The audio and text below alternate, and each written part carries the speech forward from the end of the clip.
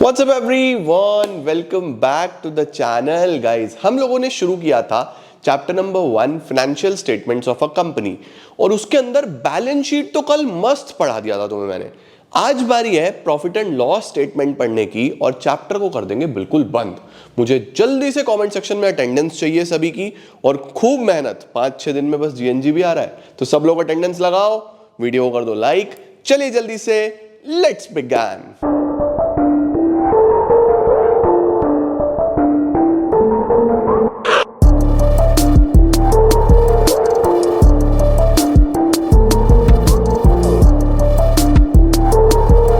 आइए बेटा जी शुरू करते हैं नालायकों। कल हम लोगों ने यहां तक चीजें पढ़ ली थी, बैलेंस शीट खत्म कर दिया था बिल्कुल।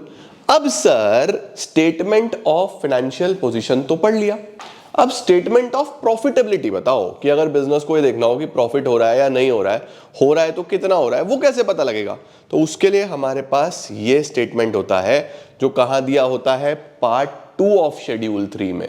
यानी शेड्यूल 3 में फॉर्मेट्स हैं, पार्ट 1 में बैलेंस शीट का है, पार्ट 2 में P&L का है। तो देखो यहां पे क्या बोल रहा है, जो यहां पे शुरुआत होगी particulars, note number, current year, previous year वो सेम रहेगा, ठीक है। तो particulars, note number, current year, previous year ये सेम है। अब मेन चीजें सीखना शुरू करते हैं कि प्रॉफिट एंड लॉस स्टेटमेंट में क्या क्या आता है। बच्चों अगर मैं आपको सिंपल भाषा में बताऊं ना तो कंपनी का P&L सबसे आसान है, मतलब कोई चक्कर ही नहीं है ज्यादा। जब हम फर्म की बात करते हैं तो ट्रेडिंग अलग, प्रॉफिट एंड लॉस अलग, बहुत ज्यादा उसके अंदर थॉट प्रोसेस देना पड़ता है। इसमें कुछ भी नहीं है, इसमें सिंपल क्या है भाई, जो पैसा आ रहा है, जो तुम्हारा मेन काम है उसको तो बोलो रेवेन्यू फ्रॉम ऑपरेशन। जो भी तुम्हारा मेन काम है, अब मेन काम फॉर एग्जांपल मेरा काम पढ़ाने का है तो मेरे लिए revenue from operation fees received होता है ना। आपका फॉर एग्जांपल फर्नीचर की दुकान है तो आपका मेन जो रेवेन्यू फ्रॉम ऑपरेशन होगा वो होगा फर्नीचर बेच के। बट क्या बस यही इनकम होती है? और भी इनकम्स होती हैं, जैसे discount received, rent received, interest received, commission received, bad debts recovered, बहुत सारी अदर इनकम्स भी होती है ना। सिर्फ सेल ही थोड़ी ना होगा, अदर इनकम भी होंगी। तो हमें सबसे पहले क्या करना है, हमें सबसे पहले 2 इनकम्स पढ़नी है। देखो एक हो गया मेरा revenue from operation. Revenue from operation का क्या मतलब हुआ कि जो मेरा मेन ऑपरेशन से पैसा जनरेट हो रहा है, इसको हम क्या लिखेंगे, सेल्स माइनस सेल्स रिटर्न, यानी कि net sales plus sale of scrap. ये ध्यान रखना बच्चों, सेल ऑफ स्क्रैप भी यहीं पे आता है। स्क्रैप का क्या मतलब होता है कि जो आप काम करते हो उसी काम में से कोई कूड़ा वूड़ा निकला वो भी तो बेचना है ना। तो वो भी तो मेरा मेन ऑपरेशंस का ही पार्ट हो गया। तो सेल माइनस सेल रिटर्न, और ये बहुत इंपॉर्टेंट है, एग्जाम में आ जाता है, सेल ऑफ स्क्रैप, ये रेवेन्यू फ्रॉम ऑपरेशन का ही पार्ट है। उसके अलावा कोई भी इनकम हो, discount received, commission received, rent received, interest received, bad debts recovered, profit on sale of asset, कुछ भी भाई, सेल के अलावा कोई भी अदर इनकम है वो सब अदर इनकम में आएगा, ठीक है। अब इन दोनों को जोड़ दो तो क्या बन जाएगा, टोटल रेवेन्यू। अब सपोज ये हो गया 100, ये हो गया 20, तो टोटल कितना हो गया मेरे पास, 120। ये मेरा टोटल रेवेन्यू है। तो सबसे पहले एक नंबर पे देखो कितना पैसा सेल से आ रहा है, दूसरा अदर इनकम से, तीसरा इसका टोटल। अब आएंगे खर्चे, अब आएंगे एक्सपेंसेस। एक्सपेंसेस की कितनी कैटेगरी बनाई बच्चों, देखो एक्सपेंसेस की कैटेगरी बनाई 1 2 3 4 5 6 7 कैटेगरी है। क्या हो गया भाई, कौन आ गया? टोटल 7 खर्चे हैं बच्चों जो आपको याद रखने हैं, ठीक है। कितने खर्चे हैं, 7। सबसे पहला कौन सा है, the cost of material consumed. बच्चों मटेरियल पे आने वाला खर्चा, देखो मैंने आपको बताया था कि आपकी इन्वेंट्री में बहुत सारी चीजें होती हैं, raw material, work in progress, finish goods. यहां पे खर्चा सिर्फ मटेरियल का लेना है, ठीक है। वो कैसे कैलकुलेट होगा, opening stock of material plus purchase of material minus closing stock of material. सिर्फ मटेरियल का ध्यान रखना, मटेरियल के अलावा कुछ नहीं आएगा। तो कॉस्ट ऑफ मटेरियल कंज्यूम्ड कैसे निकालोगे, opening stock plus purchase minus closing stock, ये ध्यान रहे, ठीक है, अब ये तो सर मटेरियल का खर्चा आ गया। इसके बाद purchase of stock in trade. Purchase of stock in trade मतलब जो आपने बना बनाया माल खरीदा। अब देखो मेन इन्वेंट्री में क्या क्या था, raw material, work in progress, finish goods, stock in trade. Main ये चार चीजें थी। अब मटेरियल भी आ गया, स्टॉक इन ट्रेड भी आ गया ये रहा purchase of stock in trade, right. अब क्या बचा, वर्क इन प्रोग्रेस बचा, फिनिश गुड्स बचा और स्टॉक इन ट्रेड का ओपनिंग माइनस क्लोजिंग बचा, है ना, क्योंकि अल्टीमेटली तो ओपनिंग माइनस क्लोजिंग तो आएगा ही आएगा। यहाँ पे तो सिर्फ परचेज आया। देखो अगर मैं यहाँ पे टोटल स्टॉक का खर्चा लेता तो वो क्या होता, opening plus purchase minus closing, यही तो होता। लेकिन अभी ये तो आया ही नहीं, ना ये आया, अभी तो सिर्फ परचेज आया।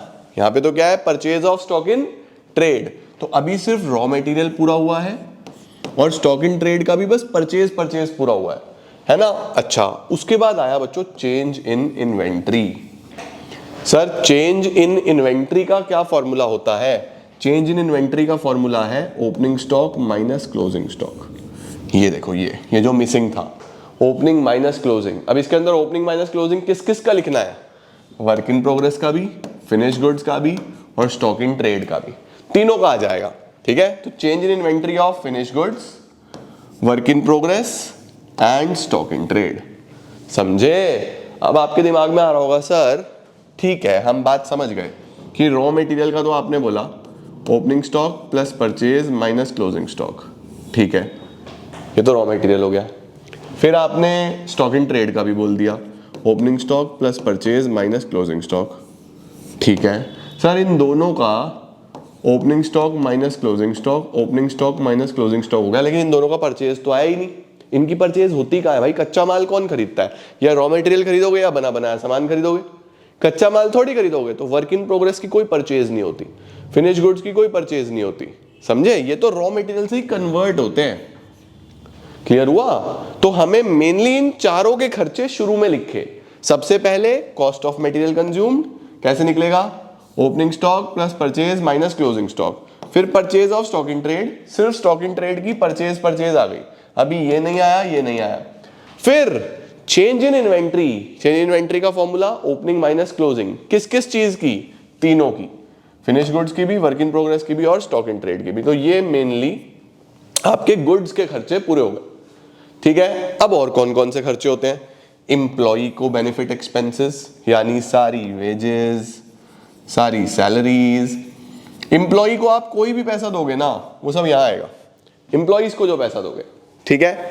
फाइनेंस कॉस्ट में क्या आ जाएगा, फाइनेंस कॉस्ट में आएगा बच्चा इंटरेस्ट एंड बोरोइंग कॉस्ट, जो हम इंटरेस्ट दे रहे हैं, और कोई बोरोइंग कॉस्ट है। बोरोइंग कॉस्ट मतलब जो आप लोन लेने जा रहे हो उसकी फाइल वाइल पे खर्चा आ रहा है, उसके डॉक्यूमेंटेशन पे खर्चा आ रहा है, तो इंटरेस्ट और बोरोइंग कॉस्ट ये सब फाइनेंस कॉस्ट में आ जाएगा।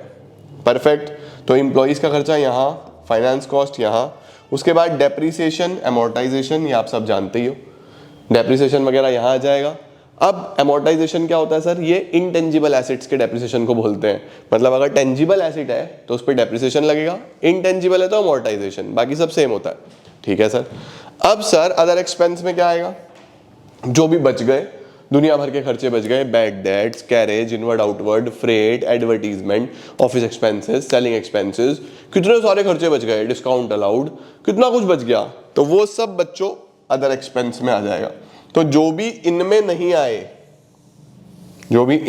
आए वो सारे अदर एक्सपेंस में लिख देना, समझे। तो सपोज अब इस सारे टोटल खर्चे आ गए 80 के, तो 120 की कमाई थी, 80 का खर्चा, तो अगर कमाई में से खर्चा हटा दूं क्या प्रॉफिट पे पहुंच जाऊंगा, 120 माइनस 80, प्रॉफिट आ जाएगा 40, खत्म हो गया काम। बस उस प्रॉफिट पे टैक्स और देना है हमें। तो पहले यहां तक स्क्रीनशॉट लो, डन। तो revenue from operation, other income, total revenue, ये सब खर्चे हटाओ। अब आपके पास प्रॉफिट बिफोर टैक्स आ जाएगा, ठीक है। अब इस पे टैक्स लगेगा, टैक्स माइनस करके प्रॉफिट आफ्टर टैक्स। सपोज 80 में 50% टैक्स था, कितना आया था प्रॉफिट मेरा, 120 माइनस 80, 40 आया था। तो 40 में सपोज 50% टैक्स था, तो 20 टैक्स दे दूंगा, प्रॉफिट आफ्टर टैक्स आ जाएगा 20। ओके, ये फॉर्मेट है बच्चों जो तुम्हें याद रखना है। ऑल राइट सर, बढ़िया। नोट्स देखो, रेवेन्यू फ्रॉम ऑपरेशन क्या है? The revenue earned from main business activities. इसमें क्या क्या आता है? सेल्स माइनस सेल रिटर्न, अगर आप सर्विस प्रोवाइडर हो तो सेल ऑफ सर्विसेज, और उसके साथ साथ सेल ऑफ स्क्रैप, मेन आपका ये है। ठीक है, अब ध्यान रखना बच्चों, अगर आप एक फाइनेंस कंपनी हो, फाइनेंस कंपनी का मतलब कि जो फाइनेंशियल इंस्ट्रूमेंट्स में डील करती है, शेयर डिवेंचर इशू करने का मतलब बेसिकली उसका काम फाइनेंशियल सिक्योरिटीज में डील करने का है, इशू नहीं, सिक्योरिटीज में डील करने का है mainly.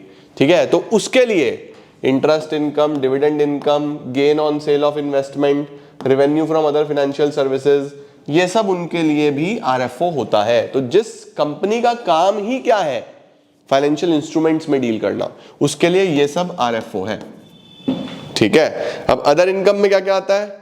Interest income, dividend income, gain on sale of investment, उसके बाद rent received, discount received, profit on sale of assets, ये सब बच्चा। ठीक है, बढ़िया सर। इसके बाद बेटा खर्चे देखो, कॉस्ट ऑफ मटेरियल कंज्यूम्ड कैसे? Opening stock plus purchase minus closing stock.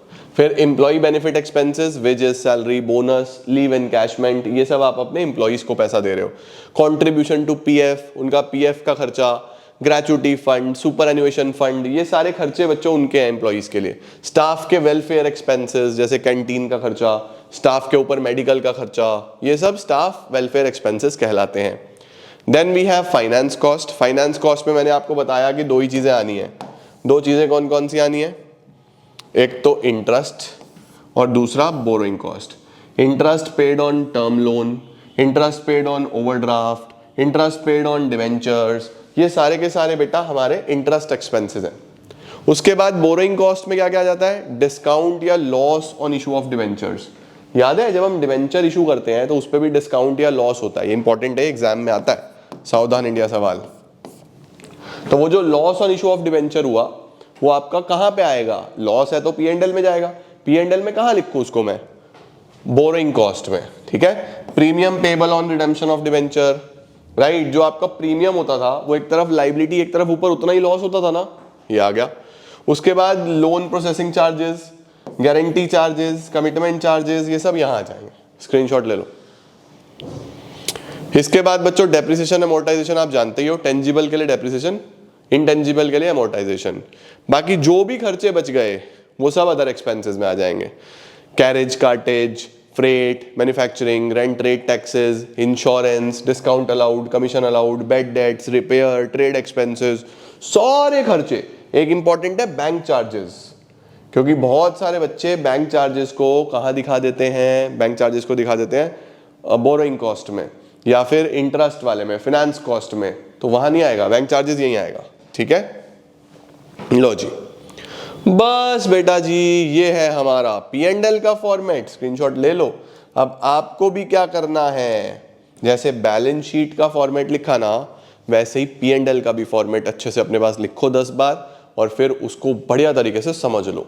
ठीक है, क्योंकि बेसिकली इससे क्वेश्चन ऐसे आता है कि बैंक चार्जेस कहाँ आएंगे, इंटरेस्ट पेड कहाँ पे आएगा, कमीशन पेड कहाँ पे आएगा, अल्टीमेटली सेल कहाँ पे आएगा, तो ऐसे क्वेश्चंस आएंगे। तो आपको पता होना चाहिए, याद होना चाहिए कि कौन सी चीज कहाँ आती है। ठीक है, और ये चैप्टर भी हमारा पूरा खत्म हो गया। अगली क्लास में मिलते हैं चैप्टर नंबर 2 के साथ, आज ही करेंगे, उसको भी कंप्लीट कर देंगे। Alright, thank you so much everyone, keep growing, keep glowing and keep smiling.